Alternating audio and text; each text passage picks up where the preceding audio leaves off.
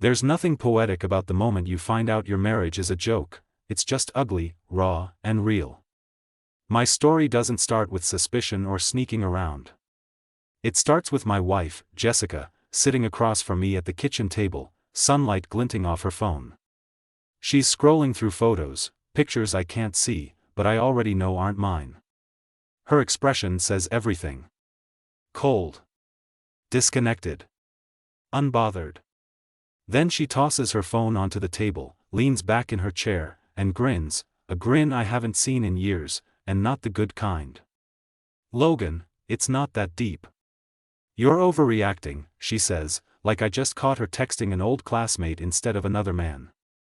"It was just one night. I needed something different." For a split second, my whole body freezes. I look down and see my own hands shaking, not with fear but pure disbelief. She's not crying. She's not begging. She's looking at me like I'm the child in this conversation. I stand up, trying to steady my voice, but anger's got my tongue. "You needed something different? That's your excuse?" I try to read her face, searching for even a flicker of guilt. There's nothing. Just that smirk. I want to yell, but instead, I walk over to the sideboard and grab the manila envelope I'd hidden weeks ago, just in case. Even now, I can barely believe I was right to be prepared. I slam the envelope on the table. Jessica raises an eyebrow, bored and amused. "Really? Divorce papers? You're that insecure?" she spits. "You're going to throw away everything because I wanted a little fun? You know, maybe if you paid more attention, you'd realize how boring this marriage is for me." It hits me like a truck. This isn't about a mistake. This is about her, about the thrill, about control. She stares at me, waiting for me to grovel, to ask for forgiveness, to act like a pathetic doormat. "Not today. You think you're the only one who gets bored, Jess? You think I haven't noticed the late-night texts, the extra showers, the sudden perfume? I don't raise my voice, I don't need to." She flinches for half a second, then hardens. "It's not like you didn't have chances," she snaps, voice dropping cold. "You work late, you barely notice me, and when you do, you act like we're just roommates. One night, Logan. Get over yourself." That's when I realize this isn't a confession, this is a challenge. She's daring me to do something about it, certain I'll just swallow my pride and move on like every other guy she's played. But she's wrong. I slide the papers closer to her. "You want something different? Go find it. You just lost your safety net." She laughs, loud and sharp. "You don't have the guts, Logan. Real men don't run away because their wife had a little fun. Grow up." But I don't even hesitate. I grab my keys, stare her down, and say, "No, Jess. Real men don't let themselves get used. Sign those papers, or I'll have a lawyer do it for you." She blinks, the laughter gone. I walk out the door into the night, heart pounding, not sure if I'm broken or free, but knowing one thing for sure, this is just the beginning. It wasn't until I slammed the door and the night air hit my face that the reality set in. Jessica had been playing a whole different game behind my back, and I'd been an idiot not to see it. My phone buzzed with her messages, each one colder than the last. She didn't beg me to come back. She didn't apologize. She just doubled down. "Grow up, Logan. This is what real marriage looks like," she texted, as if betrayal was some new form of honesty. I spent that night in my car, parked at a 24-hour diner, staring at the divorce papers I'd just thrown on the table. I couldn't sleep. I replayed every moment from the past 6 months, all the little red flags I ignored, the sudden, work trips, the locked phone, her new gym obsession. And always that look in her eyes, a challenge, not remorse. The next morning, I drove back to the house, expecting a war zone. But Jessica was in the kitchen, eating toast, scrolling TikTok, completely unfazed. She barely looked up as I walked in. "Did you sleep well?" she asked, tone mocking. "Or did your little ego keep you up all night?" I ignored the jab. "We need to talk, Jess. If you want to keep pretending this is normal, go ahead. But I'm done being your backup plan. She rolled her eyes, chewing louder. Logan, you're acting like you're the only person who's ever been hurt. You don't get it. People cheat. Get over it. If you were more of a man, maybe I wouldn't have needed to go find someone else. That stung, but I refused to give her the satisfaction of seeing me break. Instead, I opened the kitchen cabinet, pulled out my spare phone, the one I'd started using after her third accidental phone lockout, and tossed it onto the table. You think I don't know about Tyler? I asked quietly. You think I haven't seen the messages, the late-night calls? The hotel receipts? Jessica went pale for just a moment, but recovered fast. So what? You want to play detective, Logan? Fine. Yes, I spent the night with Tyler. And you know what? He made me feel alive. You haven't done that in years. For a second, I almost laughed. Not because it was funny, but because she was so shameless. So utterly confident in her ability to twist the knife deeper. Is that what this is? I asked, my voice shaking with anger. You needed excitement, so you blew up our life? For a guy who can't even spell your last name right in his texts? She smirked. At least he listens. Unlike you. I shook my head, barely holding it together. Jess, you crossed a line. There's no coming back. You can sleep with whoever you want, but don't expect me to stick around and watch you burn it all down. She stood up, grabbed her bag, and slung it over her shoulder. Maybe you should have tried harder. Maybe you should have paid attention. I'm not the bad guy here, Logan. I just want to live my life. If you can't handle that, that's your problem. She stormed out, leaving me standing there, fists clenched and heart racing. The silence in the house was deafening. For a long time, I just stood there, trying to process what had just happened. This wasn't a marriage anymore. It was a power struggle, a game she intended to win at any cost. As I stared at the empty doorway, I realized, Jessica had always wanted chaos. She thrived on drama, on breaking rules, on watching me squirm. But she'd just made her biggest mistake, she underestimated me. This time, I wasn't going to fold. The next 48 hours were pure chaos.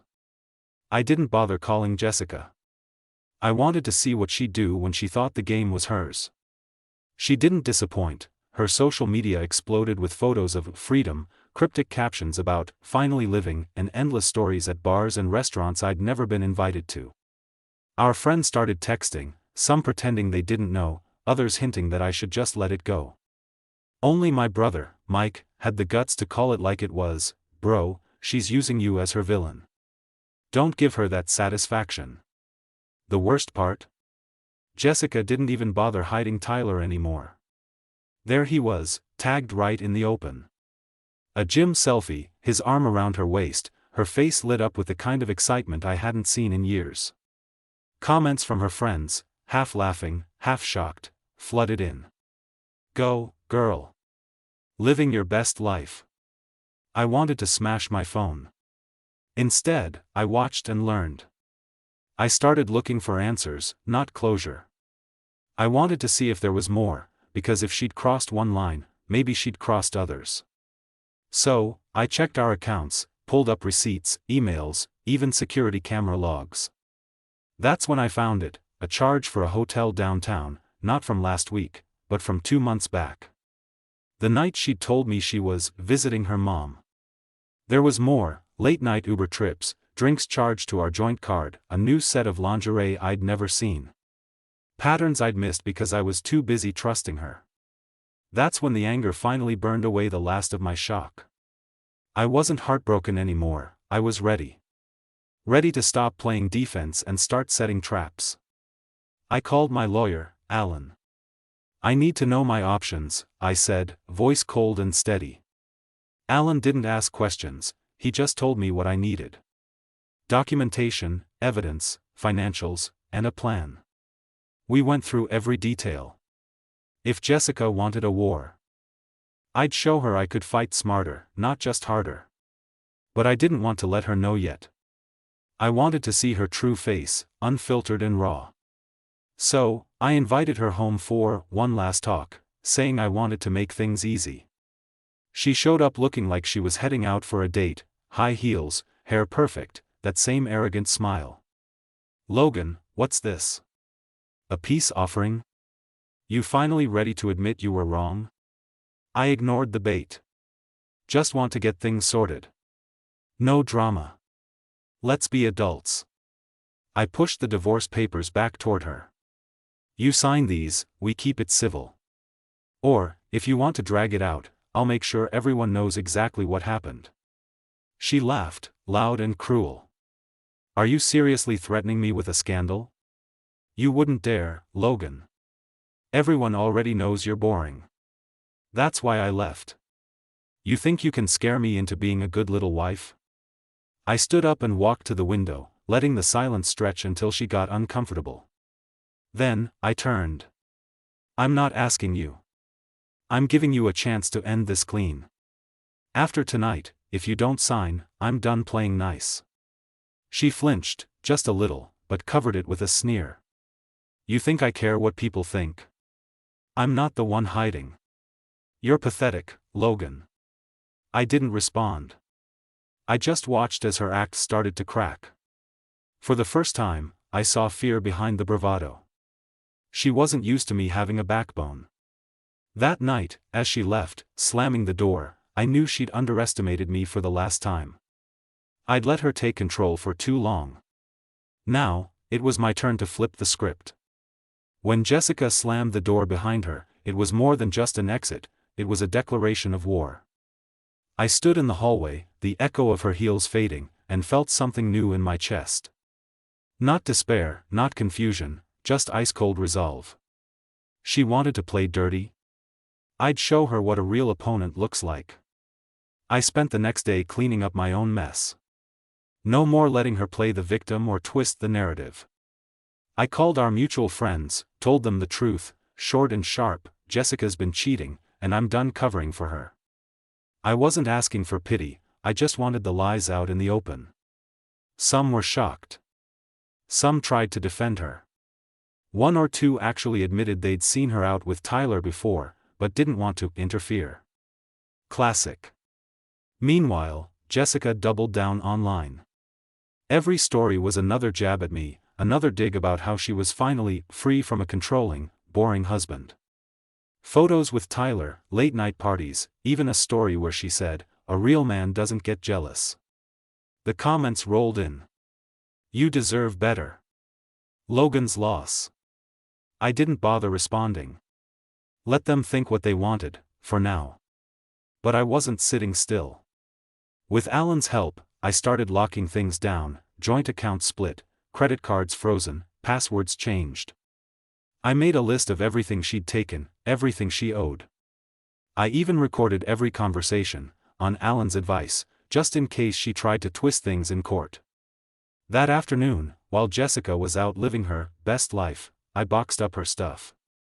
Every last piece. Clothes, shoes, makeup, even the stupid mug she always left in the bathroom. I left it all on the front porch, took a photo, and texted her, "Come get your things by 6 p.m. Anything left will be donated." No more games. No more waiting for her to come home and ruin my peace. At 5:45, she showed up, Tyler's car parked at the curb, his music blasting. She sauntered up to the porch like she owned the place, Tyler trailing behind, all smug and grinning. "Seriously, Logan? Kicking me out? Who do you think you are?" I didn't blink. "I'm the guy who's finally done being your backup plan. You wanted freedom, Jess? Enjoy it." Tyler tried to puff up, chest out, ready to start something, but I just stared him down. "This isn't your house. Stay out of it." Jessica rolled her eyes, snatching the boxes. "You think this scares me? I've got everything I need. Tyler actually knows how to have fun." I shrugged, deadpan. "Hope he can pay your bills too." She scoffed, but there was a flicker of worry in her eyes. For the first time, I saw the cracks, behind all that bravado? She was scared of losing control. Tyler stood awkwardly, realizing he wasn't as welcome in her circus as he thought. As she loaded her things into his trunk, I handed her a folder. Inside were the finalized divorce papers, copies of her messages, receipts, even a summary of every night she lied. Her jaw clenched. "What is this?" "Proof," I said. "If you try to drag this out, I'm ready. Play nice, and we end this quietly. Your move." She glared, but there was nothing left to say. For once, Jessica didn't have a comeback. After they drove away, I let out a breath I didn't know I was holding. The house was empty, but it didn't feel lonely. For the first time in years, it felt like mine again. I knew the fight wasn't over. Jessica was unpredictable, a hurricane with a social media following and no shame. But I was done reacting. From now on, I would set the terms. And I was just getting started. The next morning, I woke up before sunrise. For once, my house was quiet, no slammed doors, no blaring hairdryer, no Jessica yelling about some imaginary slight. I brewed my coffee and looked around. Her absence wasn't a hole, it was a relief. But peace didn't last. At 8:10, Jessica blew up my phone, first a barrage of angry texts, then voice messages. "You're really going to humiliate me like that? You think your little folder scares me?" She called me every name in the book: controlling, bitter, pathetic. Then, a few hours later, she flipped the script. "Let's be adults, Logan. We can talk this out, right? No need to ruin each other's lives." Typical Jessica: first, try to crush me, then try to manipulate. I ignored it and focused on my next move. I met with Alan at his office. He laid out the facts. With the proof I'd gathered, I had the upper hand. Alan grinned. "She wants drama. We'll give her paperwork. Boring, relentless paperwork. She won't see it coming." By the time I got home, Jessica had started playing dirty. Tyler was posting too, jokes about real men, not so subtle digs about me. Friends started picking sides. I got texts from her loyal crew: "Maybe you should have tried harder, she deserves to be happy." It was like being dumped twice, once by my wife, once by half my social circle. Didn't matter. I wasn't here to make friends. I was here to finish this. But that night, things escalated again. Around 9 p.m., someone banged on my door. It was Jessica, alone this time, mascara streaked, phone in one hand, half-empty vodka bottle in the other.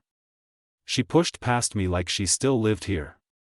"We need to talk," she slurred, flopping onto the couch. I didn't want her in my house, but I let her talk, needed to see what she'd try next. She started with crocodile tears. "Logan, I made a mistake. Tyler's not who I thought he was. He's fun, but he's a child. He doesn't have a real job. He's jealous, possessive, he hit me, Logan. He actually hit me. I never thought you'd throw me out. I thought you'd fight for me." She reached for my hand. I pulled away. "You lied to my face, Jess. Over and over. Even now, I can't tell if you're telling the truth or just playing a new game." She sobbed harder. "I don't know what I'm doing. I messed up. I just wanted, I don't know, something to change. Please, Logan, don't make me go through this alone. You're not like him. You're steady. You're good." For a second, the old feelings flared up: sympathy, anger, confusion, even pity. But I saw through it this time. She wanted a safety net, not forgiveness. She wanted to be saved from her own mess but didn't want to own up to anything. I stood up. "You want out, Jess? You're out. I'm done being your fallback. You made your choices. Now you can live with them." She tried one last trick, threatening to go public, to ruin my reputation, to tell everyone I was abusive, controlling, whatever would get her attention. "People believe me, Logan. I can make your life hell." I laughed. Not out of humor, but because the game was up. Do what you have to. Just remember, I have receipts, and I'm not scared of your followers. She stared, the mask slipping for good. You really don't care, do you? She whispered. I didn't answer. There was nothing left to say. She stormed out again, this time defeated. I watched her go and felt nothing but a quiet certainty. The storm was passing, and for the first time, I was in control. The next days were strangely calm, a storm settling after it's torn everything apart. I went back to work, hit the gym, started rebuilding routines without the weight of Jessica's drama. The house felt empty, but not lonely. More like I'd finally cleared out a bad smell I'd grown used to. Every morning, I half expected a fresh explosion, but she was quiet. No angry texts. No midnight calls. Just silence. That worried me more than her tantrums. Then the fallout began. It started with Tyler. Turns out, being Jessica's hero wasn't as fun without someone else's marriage to ruin. He started spamming her socials with drunken rants, calling her a liar, saying she used him, accusing her of cheating on him with someone else already. Screenshots landed in my inbox, sent by mutual friends who were finally seeing Jessica's real face. The story she'd crafted, of being a neglected wife who found love, crumbled fast. A week after the vodka night, Jessica showed up at my work, wild-eyed and frantic, begging to talk in private. My co-workers watched, eyebrows raised.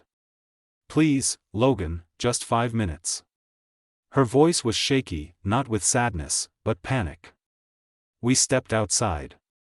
She tried to take my hand. I kept my arms folded. I lost my job, she blurted. Human resources called me in, someone forwarded my texts to my boss, all those meetings I said I was at. Tyler threatened to show up at work. Now they want an investigation, they're putting me on leave. And my parents, they won't talk to me. It was almost surreal. Jessica, always in control, always the center of attention, now looked small, desperate. For a second, I remembered the good years. The laughter, the trips, the plans we'd made. But all I could see was the woman who blew it all up for a cheap thrill, then blamed me for the fire. Logan, I can't lose everything, she whispered, voice breaking. Can't you just say it was your fault? That you drove me away? Please. Just until the investigation is over. If you ever cared about me at all.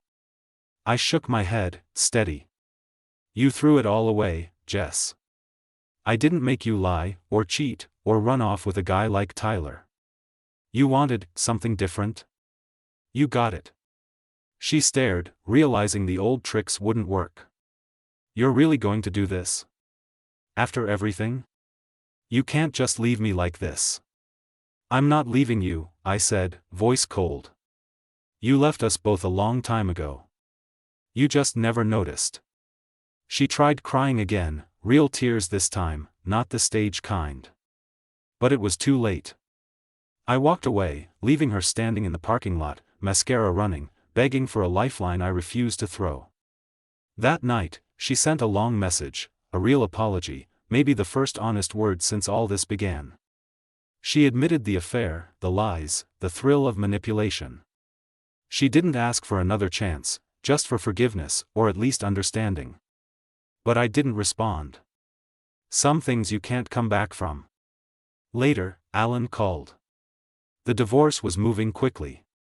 My evidence, her public breakdowns, and even Tyler's rants had made my case airtight. She'll get her share, Logan, Alan said. But you'll walk away with your dignity. That's worth more than any money. The next morning, I sat with my coffee in the silent house and let it all sink in. I wasn't angry anymore. I wasn't even sad. I felt clean. Free. Whatever Jessica did next, it wouldn't be my problem. Her world was falling apart, but for the first time, mine was finally coming together. After everything blew up for Jessica, the city suddenly felt smaller. Word got around. Some people acted shocked, some pretended they'd always suspected something was off. Tyler vanished from her life as quickly as he'd barged in, blocked her number, deleted every photo, and moved on to someone new by the end of the week. Jessica tried to repair her image with a few desperate social posts, but the likes and sympathy dried up fast. It was clear, no one was buying her innocent victim routine anymore. Meanwhile, I stepped into a new rhythm. The divorce process was a machine, grinding forward with every document Alan pushed across my desk. Every meeting, every signature, every copied email felt like a brick laid in the foundation of a new life. At work, people asked questions, subtle, polite, but the rumor mill was hungry. I didn't give them anything to chew on. If they asked, I just said, marriage ended. Happens to the best of us. Let them fill in the blanks. Jessica tried reaching out a few more times, sometimes furious, sometimes begging, sometimes apologizing, even promising she'd get help or change for real. I kept it cold and short. This isn't about fixing things. This is about moving on. She didn't take it well. One night she left a voicemail that sounded almost sincere. "Logan, I miss you. I know I ruined everything. I just wish you'd give me a chance to show you who I really am." I deleted it without listening twice. The real turning point came when Alan called about the final settlement. "She's agreed to everything," he said. "Her lawyer convinced her this is the best she's going to get. No drama, no fight left in her." I let out a breath I'd been holding for months. "You're free, Logan. Congratulations." Free, what a word. I didn't celebrate. I didn't hit a bar or post anything cryptic online. I just went home, cleaned the last of Jessica's junk out of my closets, and finally took a long, hot shower that felt like washing away years of grime. I started reconnecting with old friends, people I'd lost touch with while drowning in Jessica's chaos. We grabbed beers, played some pool, caught up on years I'd missed. For the first time, I could tell my story and laugh about it, not out of bitterness, but relief. I realized how much life I'd put on hold trying to fix someone who never wanted to be fixed. One afternoon, I found myself sitting at a little downtown cafe, just enjoying the quiet. A woman at the next table smiled and asked if she could borrow a charger. We talked, about nothing important, no drama, no agendas. Just normal conversation. It hit me then, this was what real peace felt like. No suspicion. No eggshells. No more walking around waiting for the next explosion. A week later, the divorce was finalized. No fanfare, no drama, just a letter from Alan's office, stamped and official. I took a photo of the document, sent it to my brother, and we met for dinner to celebrate. He raised his glass, to the best mistake you'll never make twice. Jessica tried one last trick, showing up at my place with a box of old photos and memories. She asked for one last conversation, said she needed closure, said she wanted to explain everything. I listened, silent, as she blamed her childhood, her parents, stress, boredom, anything but herself. When she finished, I told her quietly, "You were the architect of your own disaster. I hope you figure yourself out." I closed the door behind her for good. The house was quiet. My life was mine again. The chaos was over. When the door clicked shut after Jessica's final visit, it sounded less like an ending and more like a beginning. The chaos that had filled every corner of my life was gone. The silence was a relief, not a void. I made myself a drink and stood at the window, watching city lights flicker on, realizing how much I'd forgotten what peace felt like. The next morning, I started new habits, not to fill time, but because I finally had control. I signed up for a boxing class, just to hit something that hit back. I cooked for myself, learned how to make a damn good steak, rediscovered music I used to love. I found comfort in the small, everyday routines that Jessica's drama had always managed to disrupt. Friends, real friends, drifted back into my orbit. The ones who only liked me when I was half of a couple faded out. I let them. Alan called to check in, voice casual, almost proud. "You made it, man. Most guys fold, go crawling back, or get caught in endless court battles. You cut clean. You should be proud." I was. Not because I'd won, but because I'd finally stopped losing myself. Jessica's name stopped showing up in my notifications. The city moved on, new scandals, new gossip, someone else's marriage for the rumor mill to chew on. I saw Tyler once. Outside a gym, alone and sheepish. He avoided my eyes. I didn't bother with a word. Why waste breath on ghosts? One night, months later, I was at a bar with Mike and some of the guys, just laughing about life, when a question came up: how do you spot it? How do you know when someone's not worth saving? My answer surprised even me: listen to your gut, not your fears. If you're constantly justifying their actions, you already know. The pain comes from lying to yourself longer than they ever lied to you. The truth is, I learned more from Jessica's betrayal than I ever learned from any happy memory. I learned that love without respect is a cage. That loyalty given to the wrong person is just self-destruction. That no one, no matter how charming, how beautiful, how much history you share, is worth your self-respect. I learned that forgiveness is sometimes just letting go, not for them, but for yourself. I'd be lying if I said I wasn't angry anymore. Sometimes it still burns, what she did, how she acted, how easily she tried to turn my life upside down. But that anger doesn't control me now. I used it to rebuild. To draw lines, set standards, and promise myself I'd never settle for chaos disguised as passion again. If you're reading this because you're going through something similar, here's my advice: don't wait for them to change. Don't wait for the apology that's never coming, or for the fantasy version of your partner to come back. People show you who they are. Believe them. Take action, even if it hurts. You'll thank yourself later. It's funny, people think the end of a marriage is tragedy. For me, it was escape. It was the end of a prison sentence I didn't even realize I'd been serving. Jessica taught me what I won't tolerate, what I deserve, and how to protect my peace. So now, when someone asks about my marriage, I don't hide from the story. I don't sugarcoat it. I just say, she needed something different. So did I. Now we both have it, and I wouldn't trade my freedom for anything. Sometimes, the hardest battles give you the clearest vision. Sometimes, losing the wrong person is the only way to find yourself.